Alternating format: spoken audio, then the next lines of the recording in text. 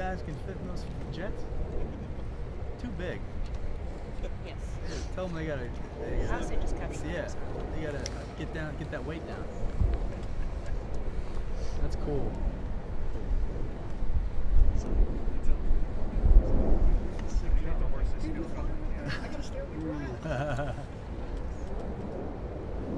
It's a good question, actually.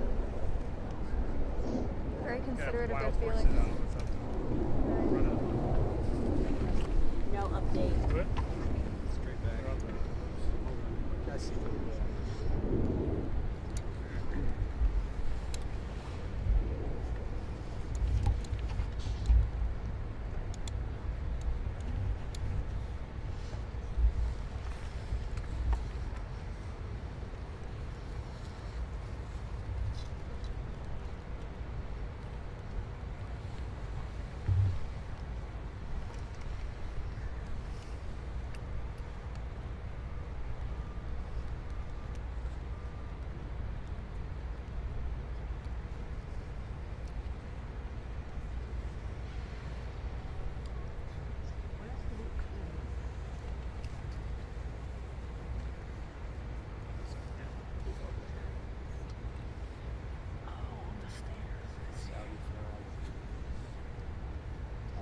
Hey, man. I like that they gave him a 4.5-foot gap to Yeah. see the cannons behind you guys. Little gully. I don't like it.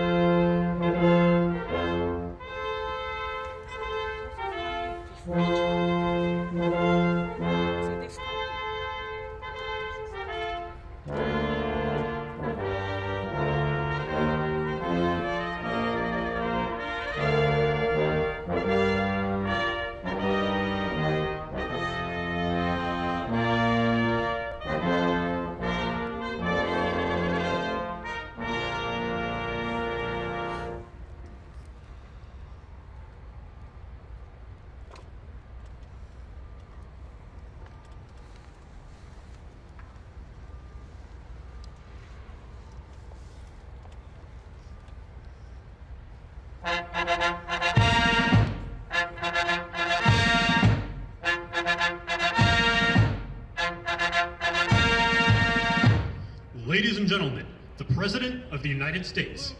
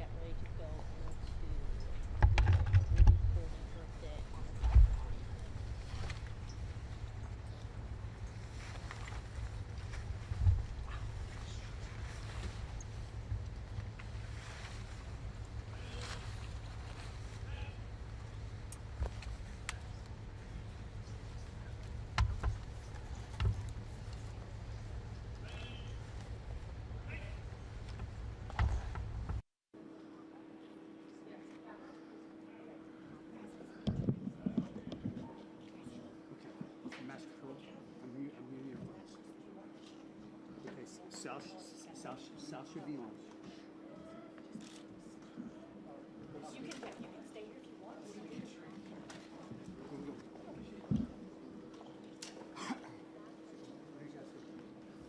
Are they doing colonnade one?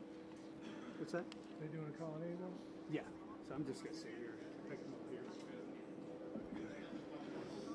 I'm gonna come in front of you so I can catch a little bit. What's that? I'm gonna come right here so I can catch a little bit of that. Yeah, that's fine. And then when you back up, when he gets that way. Sure. Or can I sit here if I'm out of your way? What's that? Yeah, you're good there. Because he should be walking down there.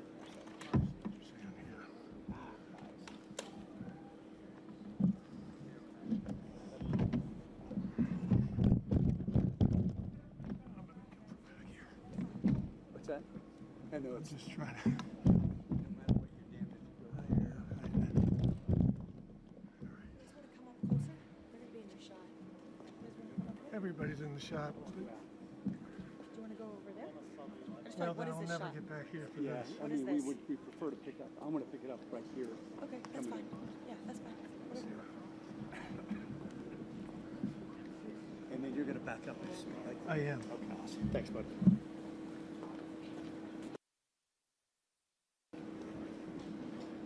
Yes. There they are. Well, no. Yes. Oh, it was, but it's Caroline, I think.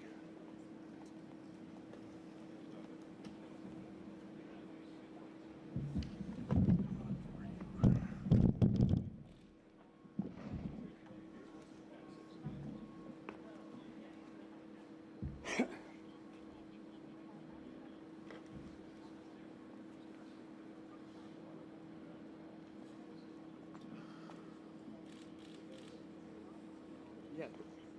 Yeah, there's no wrong.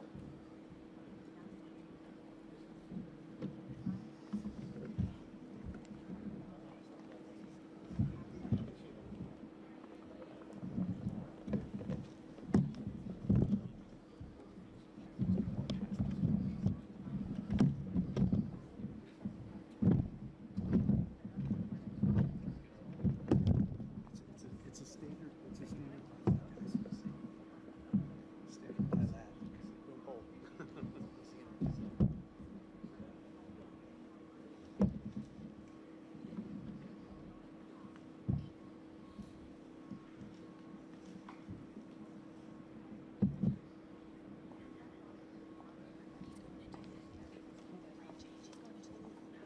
Yeah?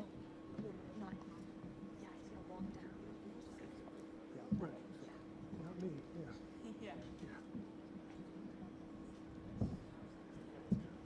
Are you saying they're not going to stop? They're probably not stopping here.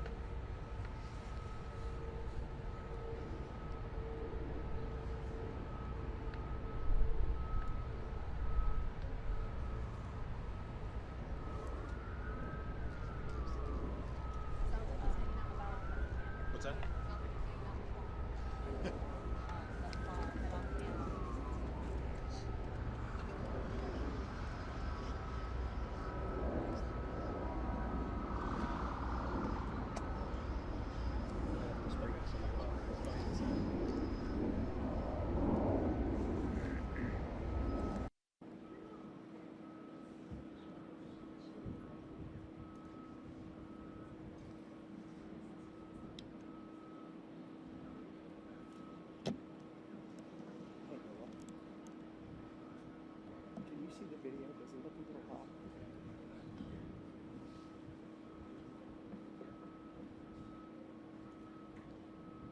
Me too.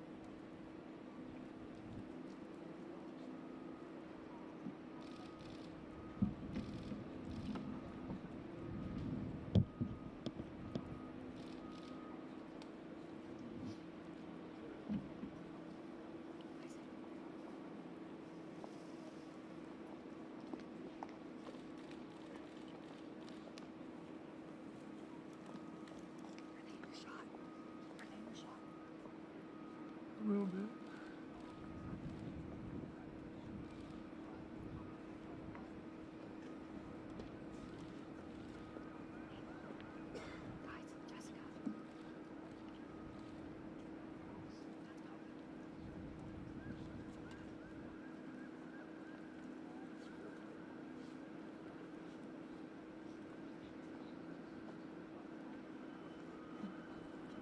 Now she's in my shot.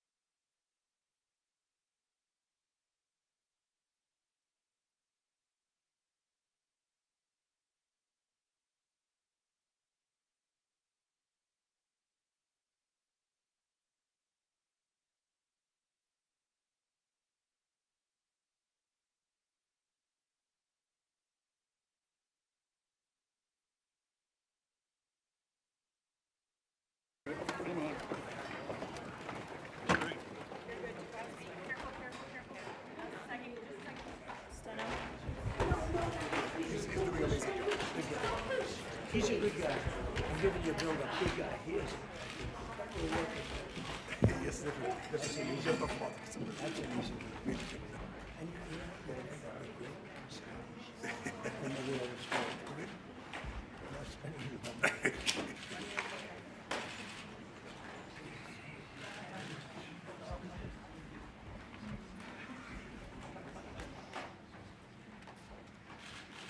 Well, thank you very much, everybody. We have a extremely respected man in the Oval Office today, and a friend of mine for a long time, a very good friend of mine. And I'm very proud of the job he's done. What he's done is incredible in terms of human rights and everything else. And he's the Crown Prince, the future king, and I just want to pay my greatest respect to your father, the king, who is an amazing man. I met him early on. He greeted me at the airport at an age that was pretty high up there, and it was about 117 degrees, and he was standing on the red carpet as I came out of the plane. And he's amazing. And when I met his brilliant son, it was at the Oval Office. Shortly thereafter, you came in representing the country, and I called the father. I said, "This guy is fantastic." And I don't know if that helped you or hurt you, but obviously it couldn't have hurt too much, because here you are, right? But we had a great meeting, and the office has changed quite a bit, and we inherited a mess. You actually told me you thought the country was in big trouble. I'm not going to use the exact word that you use. I refuse to say that you thought our country was dead a year and a half, 2 years ago, but our country was in trouble, and now we have the hottest country in the world. You said that also. And we do. We have the United States is right now the hottest country in the world.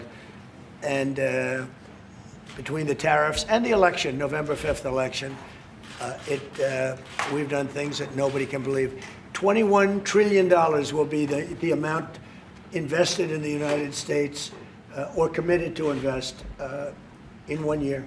So I'm here 9 months. We're up to almost $18 trillion. Biden, as an example, the Biden administration, if you call it that, it's not, to me, it was the Biden lack of administration. They were less than $1 trillion for 4 years. We're going to be $21 trillion for 1 year. I think that's hard to believe. The biggest in history was a certain country, $3 trillion. We're going to be $21 trillion. On top of that, prices are coming down. We inherited a mess with high prices. The worst inflation in the history of our country. We had inflation that was a single 4 years, the worst inflation in the history of the United States. Gas prices through the roof, and that's after destroying our petroleum reserve, which was meant for wars and big emergencies, not to try and win an election. They opened up the reserve so that people get $3 less in gasoline, and it didn't work. They got about 3 cents less, because as big as those reserves are, they're peanuts when you're talking about that kind of traffic. And we're rebuilding the reserves. We're doing all of this, and we've done a job. We're also bringing down prices very substantially, and we've already brought them down very, very substantially. Gasoline is way down. I think you'll be seeing $2 gasoline, but we're now at $2.50, $2.45. Some are lower than that. It was $4.50, $5, $6, $3.50, $3.75. Under Biden, all different numbers, but way high. And we have energy way down. But the biggest thing to me, because I know what it means in jobs, is the fact that we're at over $17 trillion, Scott, and we expect to be around $21 trillion in 1 year. And that's many times bigger than, in history, the highest number was $3 trillion. And we're going to be at $21 trillion. That means new plants, new AI, new auto plants. We have auto plants coming in from Canada, from Mexico, from Germany, from Japan. Toyota just agreed to invest $10 billion on new auto plants, all American workers. We've never been in a position like this. You can go back to the beginning. Our country has never been in a position like this. And it really is because of the fact that we use tariffs to bring all this money in. And you're going to see the results in a year when these plants start to open up. We have more plants under construction now than at any time in the history of our country. And these are big plants. These are the biggest plants anywhere in the world.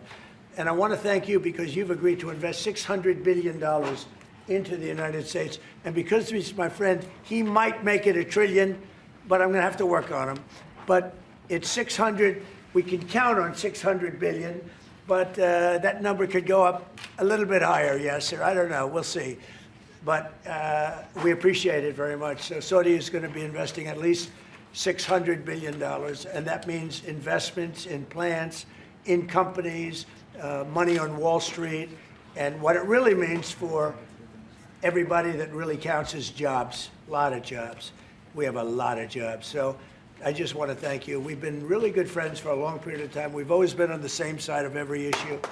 I think we've done a great job in wiping out the nuclear capacity of Iran. Nobody else could have done that. No other president would have done it. We had the pilots in the Oval Office right here. We were celebrating a very successful attack.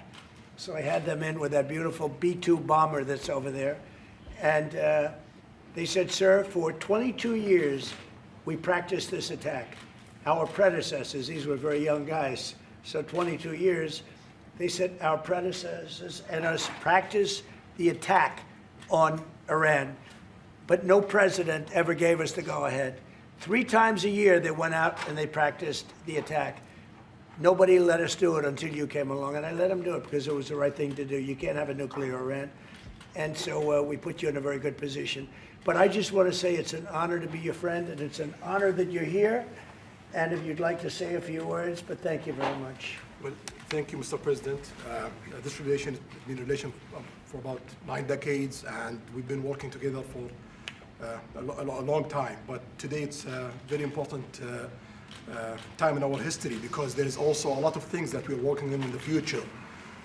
We believe in the future of the United States of America. We believe in what you're doing, Mr. President, really creating a lot of good things and good foundation to create more economic growth, more business in America. And it will also your work for the world peace. I believe, Mr. President, today and tomorrow we're going to announce that we are going to increase that $600 billion to almost $1 trillion of investment, real investment and real opportunity by details in many areas. And the agreement that we are signing today in many areas in technology, in AI, in earth materials, magnet, etc., that will create a lot of investment opportunities. So you are doing that now. You're saying to me now that the 600 billion will be 1 trillion. Definitely, because what we are signing, it will facilitate that, and we I like will that build very on much. it. Go ahead. You worked hard. No, that's great. I appreciate that. That's great. We're doing numbers that nobody's ever done. And in all fairness, if you didn't see potential in the U.S., you wouldn't be doing that. Definitely. You don't want to lose money. As you said, Mr. President, it's the most hottest country in the planet. But what you're creating is not about opportunity today. It's about also long-term opportunity in the United States of America that will affect American economy positively in the next coming decades. Preparing the right foundation of emerging technologies, that's a game changer for America in a good way, and we want to be part of it. Yeah, we're doing really well. And this, you don't see what we're doing so much because we have, although the construction industry sees it. If you look at Caterpillar, who's been incredible, the tractors, everything else, the numbers that we're doing in construction are unbelievable. Some of the plants that we're building, AI, and they're building their own electric with the plant. I gave them the right to build their own electric with the plant because no country, frankly, will have this. China's working very hard to produce enough electric, but we're beating China substantially at AI, which is a big thing. And we had a great meeting 2 weeks ago with President Xi, but on AI, we're doing well. And I have a man, David Rommel. Yes, sir. David, could you say a few words about what you're seeing on the job front and all of the, some of the assets, and also how we've been helped by the Saudis in terms of the kind of investment they've made, please. Yeah, most certainly. Thank you for the opportunity. I am a facility leader for GE Vernova, and if you look at the landscape for GE Vernova investment, over $750 million in the U.S. focused on true manufacturing jobs here stateside. We're looking at tripling the output of our Greenville, South Carolina facility where we make the gas turbines that are supporting U.S. needs as well as the Saudi Arabia needs. Right. So real jobs, $300 million in gas investment, resulting in over 500 pieces of new equipment being installed in the Greenville, South Carolina facility. That translates into roughly 1,800 jobs across the board for GE Vernova as we try to scale capacity to be able to meet this demand. Along with that, we're partnering with local communities to build the skill set that's required to meet these capacity needs. So that talent pipeline is incredibly important. So it's real jobs in the manufacturing space.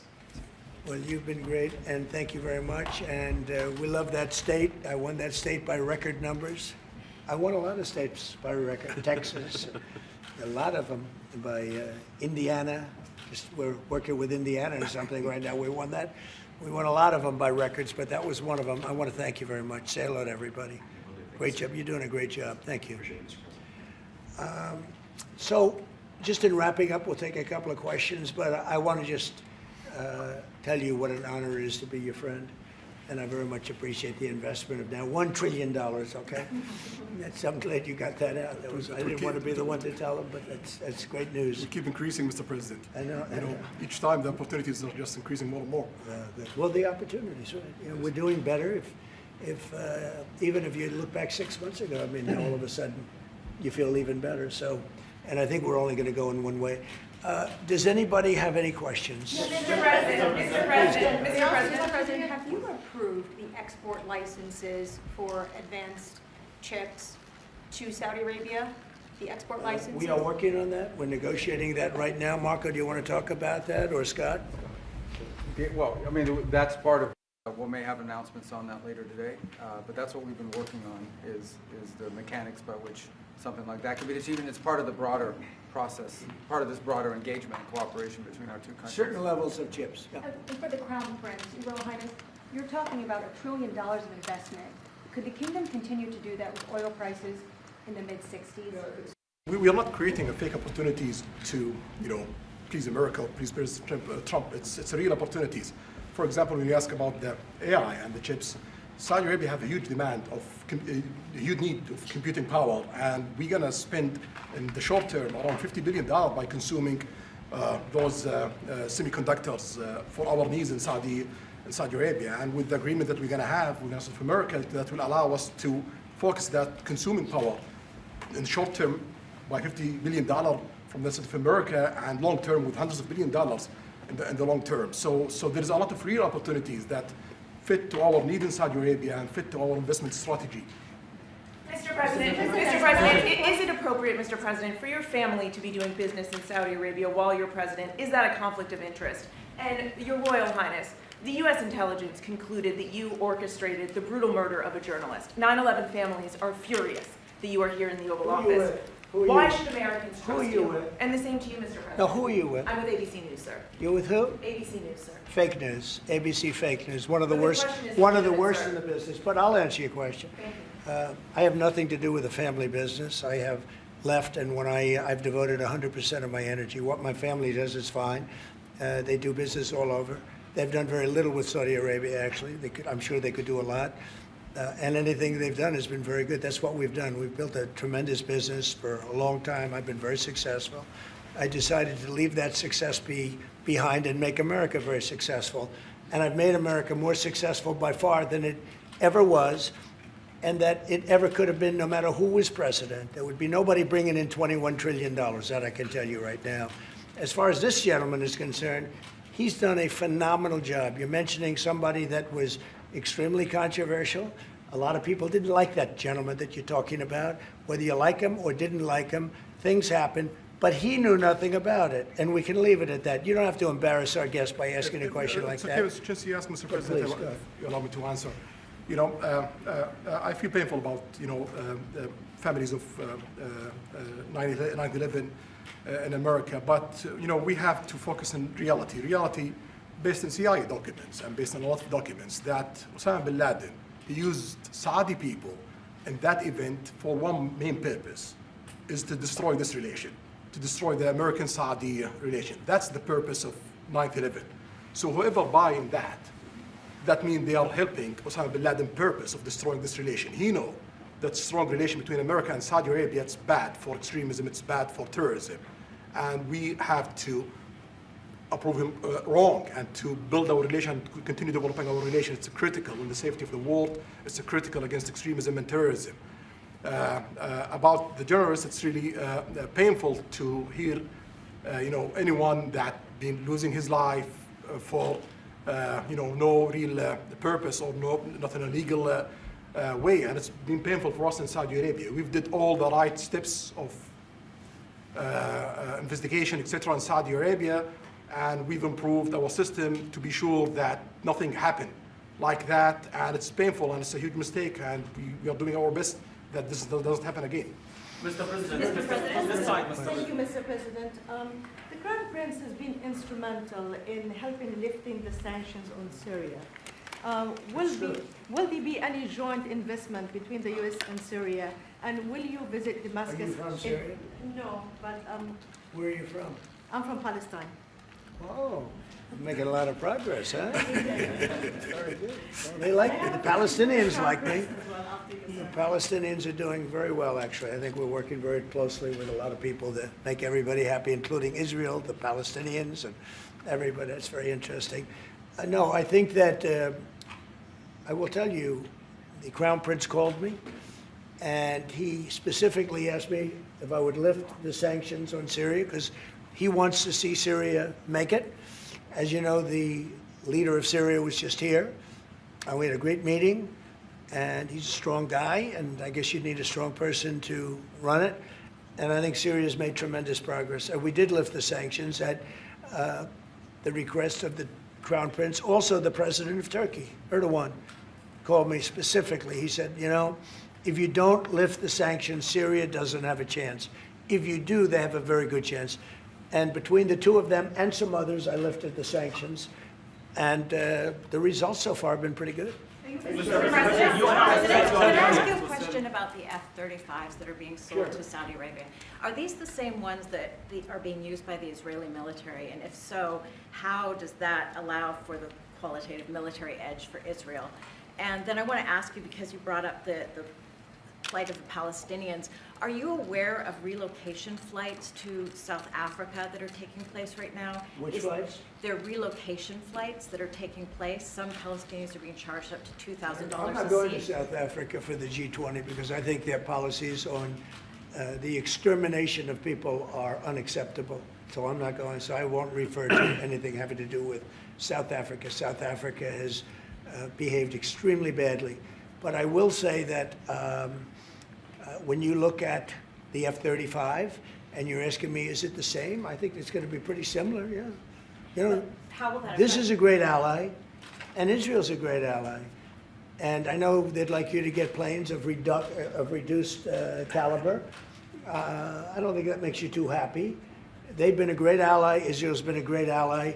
And we're looking at that exactly right now. But as far as I'm concerned, I think they are both at a level where they should get top of the line. Yes, please. Can I just quickly ask for the Crown Prince, if I could just ask about the direct talks between U.S. It's all right. Steve, 1 second. Go ahead. Have you reached an agreement on a U.S.-Saudi defense treaty today? And are you going to bring up the Abraham Accords in your discussion? I already brought them up. What did you say? I think I got a positive response. Would you like to respond? Yeah, so definitely we believe having a good relation with all Middle Eastern countries is a good thing, and we want to be part of the Ibrahim Accord, but we want also to be sure that we secure a clear path of two-state solution. And today we have a healthy discussion with Mr. President that we're going to work on that to be sure that we can prepare the right situation as soon as possible to have that happen. I think we're, I don't want to use the word commitment, but we've had a very good talk on the Abraham Accords. We talked about one state, two state. We talked about a lot of things in a short period of time. We'll be discussing it further, too. But I think you have a very good feeling toward the Abraham Accords. Yes, definitely, Mr. President. We want peace for the Israelis. We want peace for the Palestinians. We want them to coexist peacefully in the region. And we will do our best to reach that day. And the defense agreement, have you reached agreement on that? We pretty much have. Question for the Crown Prince, if I could just finish. We have reached agreement on that. I wanted to ask you about the direct talks between the United States and Iran. Have you been fully briefed on that, and are you concerned at all about how this might impact Saudi security interests? Well, we are close ally. We'll be working closely together on that issue, and we will do our best to help to reach a deal between the United States of America and Iran. And we believe it's good for Iran's future to have a good deal that will satisfy the region and the world and the United States of America. So we will do our best to see that they happen. And by the way, Iran does want to make a deal. I can say I think they very badly want to make a deal. I am totally open to it, and we're talking to them, and we start a process. But it would be a nice thing to have a deal with Iran, and we could have done it before the war, but that didn't work out. And something will happen there, I think. But they would very much like, I mean, they may say something else, but they would very much like to have a deal. Mr. President, you announced that you are going to sell 35 F-35 jets. You are planning, you said you are planning to sell the F-35 jets to Saudi Arabia. Yeah. Is it part of the security agreement? And how you assess the defense partnership between Saudi Arabia and the United States? And the question was... Well, no, I just said it, though. I mean, we're going to sell them F-35s. That's the end of the question, I guess. Is it part of the security agreement or no? No, we're going to have a deal. They're going to purchase F-35s. They're buying them from Lockheed, and it's a great plane. We make, by the way, the best military equipment. You saw that during the Iran little skirmish. We make the best planes, the best missiles. We make the best offensive missiles. We make the best military equipment in the world. Nice.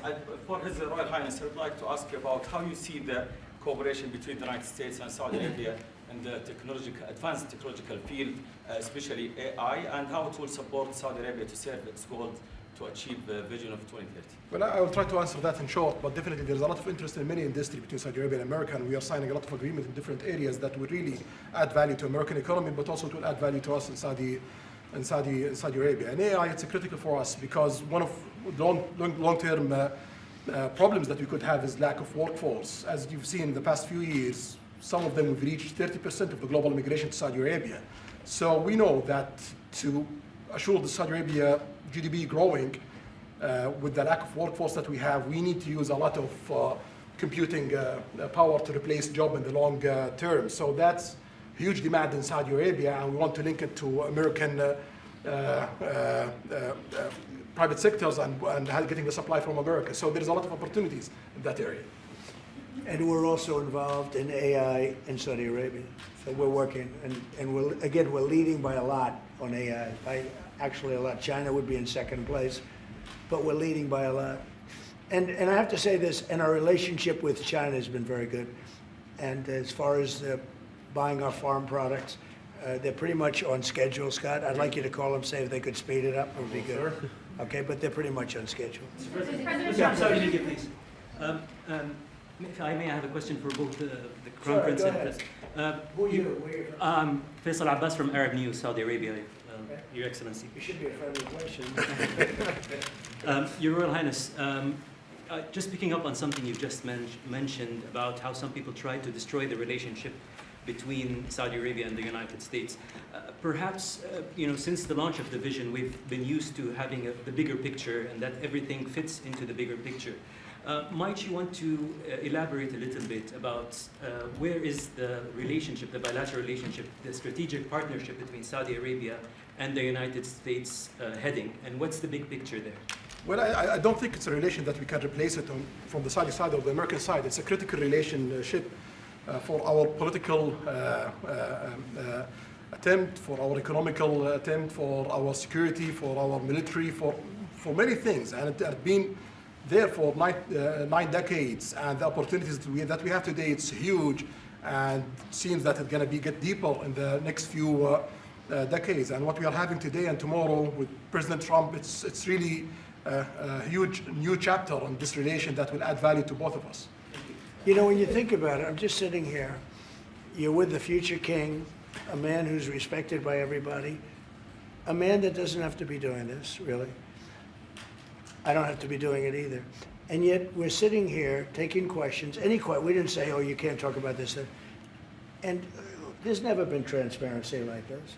even in his country. But there's never been, in our country, that's been acknowledged. But we didn't put restrictions. And I'm saying it's sort of wonderful to be taking questions from all over the world. Everybody's here. This is just a small group representative of tremendous numbers of media that are outside, that are very jealous that these people were so selected. But they're representing a lot of people that are outside. I think it's terrific that we can be sitting here being this open, and, you know, I think it's really a wonderful thing. If you don't mind, I have a personal question for you, Mr. Okay, here we Mr. go. I should have President. said that. So apart from everything you mentioned in your opening remarks, you forgot to mention that you've de-escalated 7 wars since you started.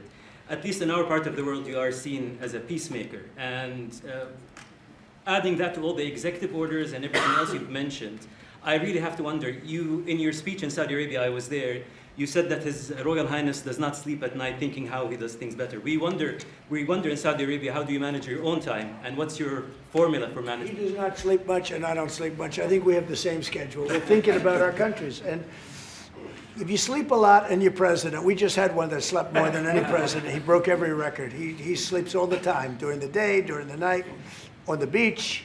The only guy could fall asleep on the beach with the press watching.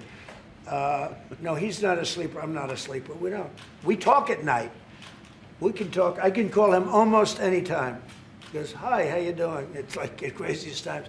But now, when you love your job, when you love your country, and when you're in a position like we are, future king, highly respected, crown prince, and in my case, president, you're thinking about your country. You're thinking about making America great again. We're thinking about keeping Saudi Arabia strong and vital, and in a pretty tough part of the world, tricky part, right? Tricky part, a lot of tricky people. But he thinks about his country, and I think about my country. I don't want to sleep. President Trump, do you expect a formal civil nuclear deal to be reached soon? Can you talk to us about that aspect With of who? with Saudi Arabia? I can see that happening. Yeah. Do you think that an agreement will happen today? It's not urgent. You know, it's always when you have civil nuclear, but you have more oil than almost anybody else. We actually have more oil and gas than they do, but I refuse to say that. And We have more than anybody. Can you imagine? And on the F-35s, are those sales? Israel had reportedly wanted those sales to be conditioned on Saudi Arabia moving to normalized relations. Israel will be happy. Israel is going to be Is that a happy. condition of the F-35? Israel's aware, and they're going to be very happy. Okay? Okay. Yeah, please. Hello. Hi, hello. My name is Amanda Hazani from Sharq al-Awsat newspaper, from Riyadh, of course. I have a question for the Crown Prince and for you, Mr. President. Crown Prince of Saudi Arabia, how much you expected from developing the cooperation with the United States in the field of new energy, AI, supply chain? How much you expected from that? No limit. We just continue pushing forward. There's no limit. So we just push forward for all the opportunities that we have. You have to understand, this is really a great ally. Yeah. Just the fact that they're now doing, I came in here at 6, I did not know that. I was pushing for the 1 trillion, but he didn't tell me that. Now he told me. This is a great ally of ours. You know, when you invest $1 trillion, that's national security for us too, because it creates jobs, it creates a lot of things.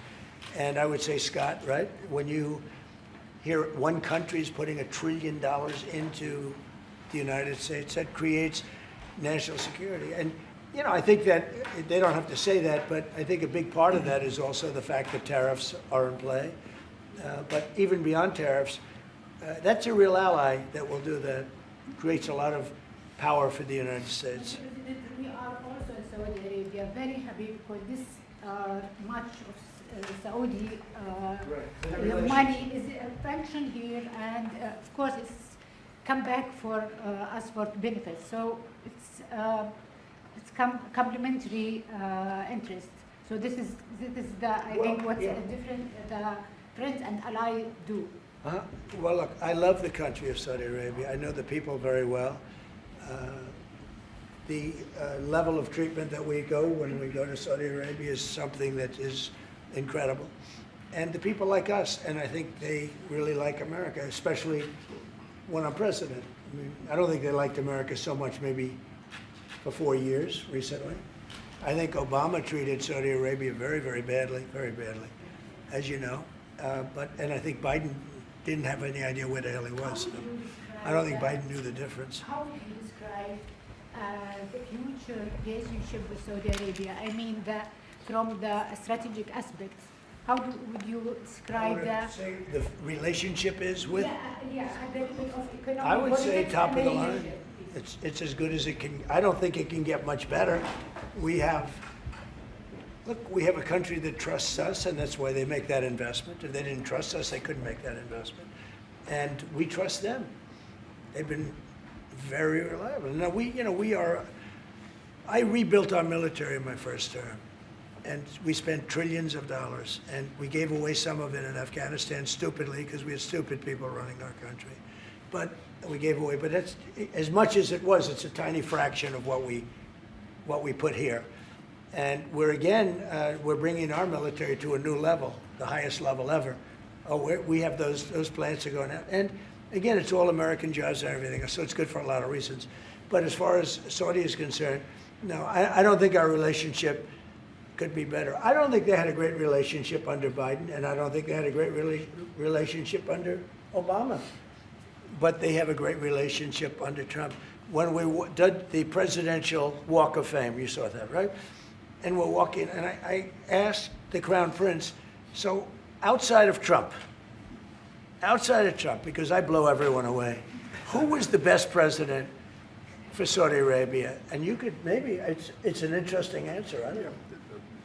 Roosevelt, who started it, which is a Democrat. And Reagan, he's one of the historical presidents that have close ties with Saudi Arabia. But we've worked with all presidents. Does Trump blow them all away? No, it's another league, Mr. President. Mr. President, and Trump doesn't give a fist pump. I grabbed that hand. I don't give a hell where that hand's been. I grabbed that hand. Remember Biden? He travels for 20 hours, gets out, and he gives a fist bump. No. When you get out of the plane and you got the future king and the man who's one of the most respected people in the world, you shake his hand. You don't give him a fist bump, right? We don't want to ask you about that, but I can't imagine you were thrilled. You were like a little bit surprised. He's a fantastic guy. You don't do that. Yeah, please. we're getting closer to the end of the year. Have you started the interviews for the Fed chair? Yes. Who have you interviewed? I think I already know my choice. Who is it? Well, I liked him, but he's not going to take the job. He refused. You like Treasury better, right? Much better, sir. So we are talking to various people. And I mean, frankly, I'd love to get the guy currently in there out right now. But people are holding me back. He's done a terrible job, hurting housing a little bit. The truth is, we've been so successful, we've blown past his interest rate stupidity. He's been wrong.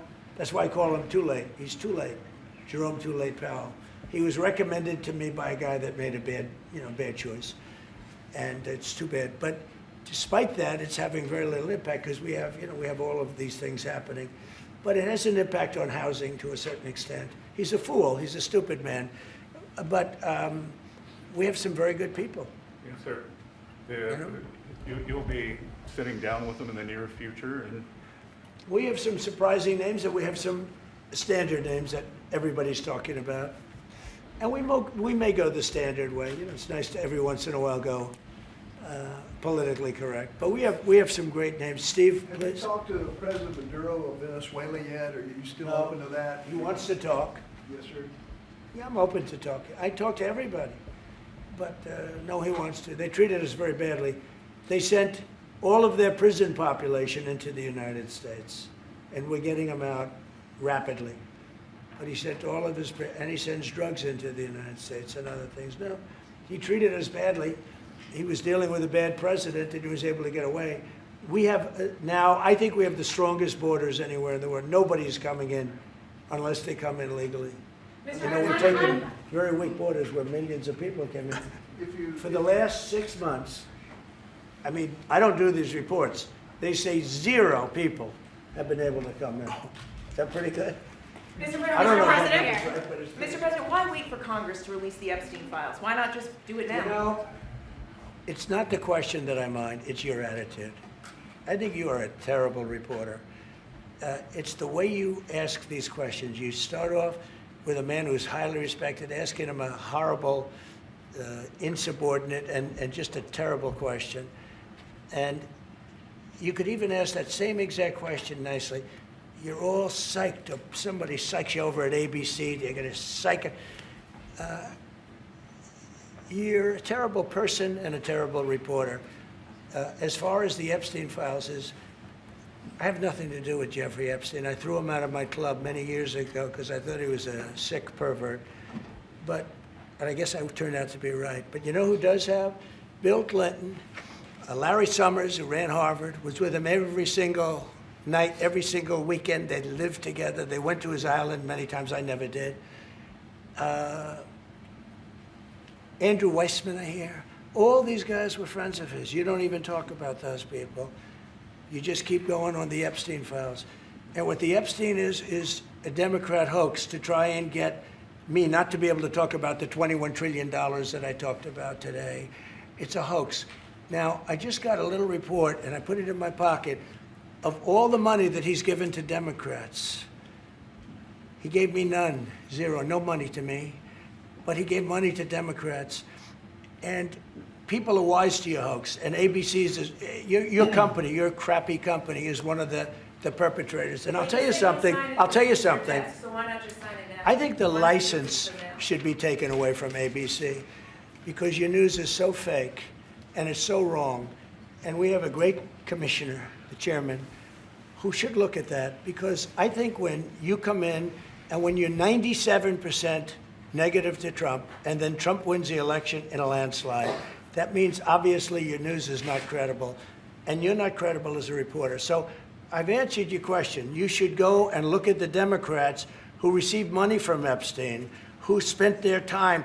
Larry Summers was with him all the time. That creep of the fund guy was with him all the time. What's his name? Reid Hoffman. Who? Reid Hoffman. I don't know Reid Hoffman, but I know he spends a lot of money on the radical left. Reid Hoffman, in my opinion, should be under investigation. He's a sleazebag.